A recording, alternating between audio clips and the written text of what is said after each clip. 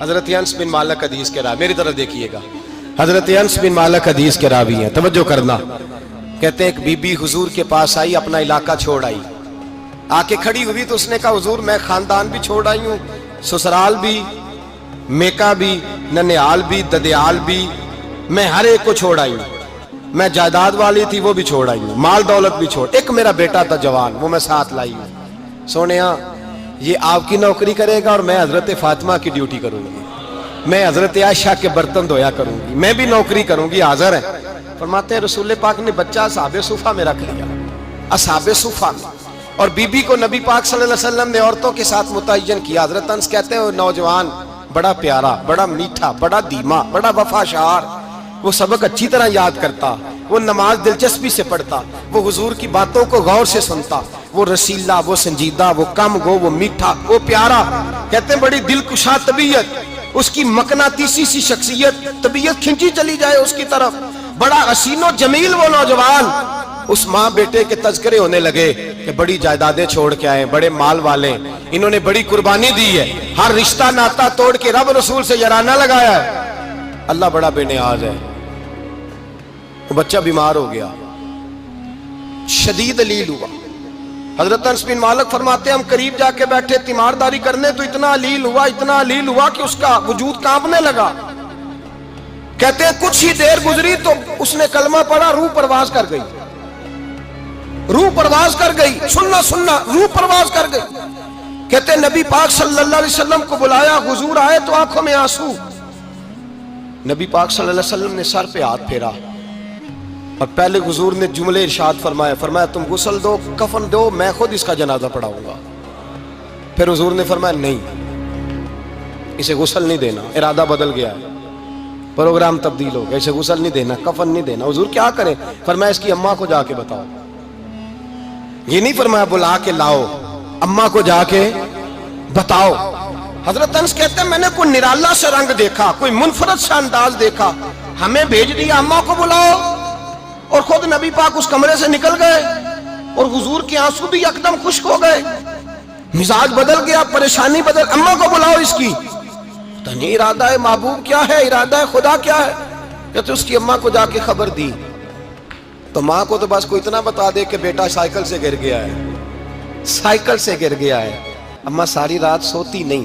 ایک شاعر نے کہا تھا ایک مدت ہوئی میری ماں نہیں سوئی، میں نے ایک رات کہا تھا مجھے ڈر لگتا ہے، ایک رات کہا تھا مجھے ڈر لگتا ہے۔ یہ اپنے اپنے رنگ ہوتے ہیں، اپنا اپنا انداز ہوتا ہے۔ رمضان شریف کا مہینہ آتا تو میری اماں جی کہاں گری کا تیل منگاتی، چیزیں منگاتی، اور پھر زبردستی میں منع کرتا کہ اماں جی نہیں یہ آپ کیا کر رہی ہیں، میں تو تیل ویسے بھی ذرا کم استعمال کرتا ہوں، تو رگڑ رگڑ کے، اور نہیں کتابیں بڑی موٹی ہیں، فلاں چیز بڑی موٹی، اس کا رنگ تھوڑا نرالا ہے۔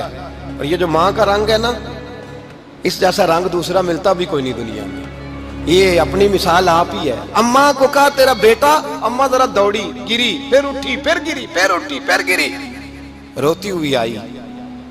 کہتے ہیں پیچھے وہ روئی، لیکن جب بیٹے کی میت کے قریب آئی تو اب نہیں روئی۔ کہتے ہیں ہمارے چہروں پہ نظر دے ڈالی اور کہنے لگی تمہارا کلاس فیلو فوت ہو گیا، واقعی چلا گیا ہے؟ کہاں پردہ کر، واقعی کہاں؟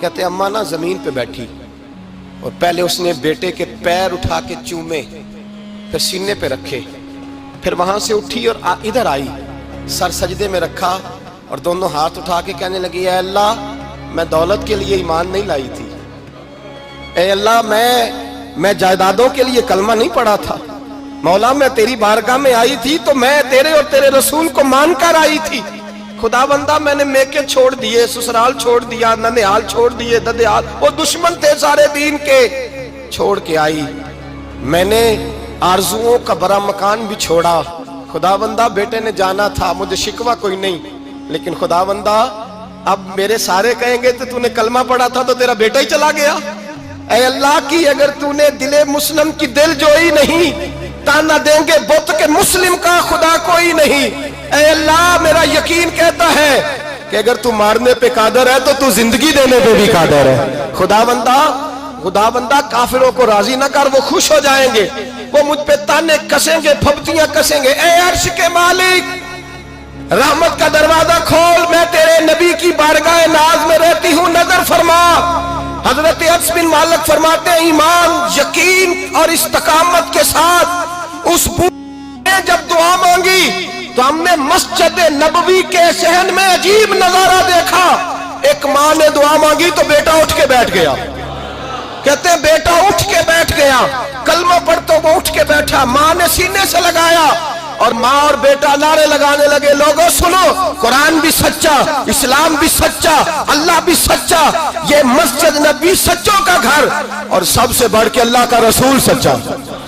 اللہ کے رسول سچے، محبوب سچے، مسجد میں رہنے والوں میں سب سے بڑھ کر سچے، رسول کائنات صلی اللہ علیہ وسلم کا دین سچا. فرماتے ہیں رسول پاک کو خبر دی تو محبوب نے مسکرا کے فرمایا میرے رب کی طاقتیں بڑی زیادہ ہیں.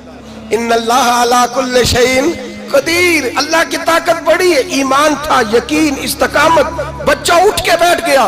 حضرت انس کہتے ہیں وہ حضور کے زمانے میں بھی حیات رہا، وصال ظاہری کے بعد حضرت ابو بکر کے زمانے میں بھی موجود رہا، عمر کے زمانے میں بھی موجود، حضرت عثمان کے زمانے میں.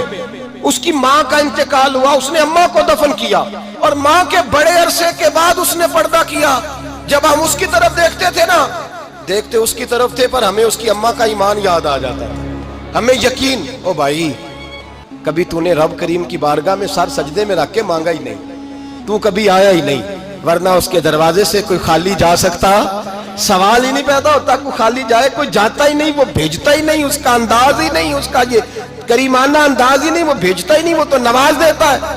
ایمان، یقین، استقامت اپنائیے، اوڑھیے اپنی زندگی میں، اللہ تبارک و تعالیٰ کے ساتھ جڑیے. یہ دنیا داروں کے ساتھ ہم تعلق جوڑ کے رکھتے ہیں، کبھی SMS، کبھی ٹیلی فون، کبھی عید پہ مبارکباد، کبھی فلاں جگہ.